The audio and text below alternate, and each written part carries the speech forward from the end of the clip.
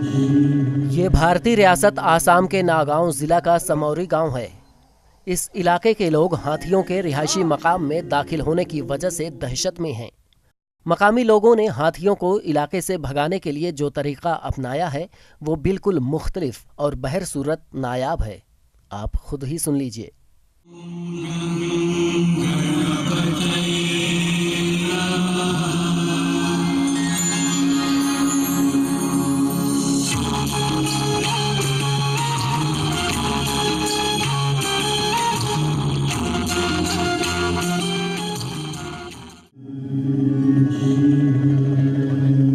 शिव भक्ति के श्लोक सुनते ही हाथी जंगल की जानिब रवाना हो गए।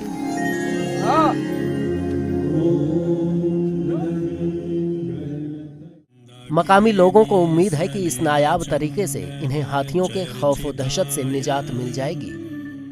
আমি এটা ভক্তিমূলক গান আমি লগাই দিওঁ, যেনে গণেশ বাবাৰ লগত জড়িত সেই গানটো বজাই আমি মানে হাতীটো খেদাৰ চেষ্টা এটা চলাব বিচাৰিছিলোঁ। জাষ্ট আজি মই আহি দেখিয়ে পালোঁ, আপোনালোকে নিশ্চয় দেখিছে, গানটো লগাই দিয়াৰ লগে হাতীবোৰ একদম এনেকুৱা ধুনীয়াকৈ আঁতৰি গৈছে।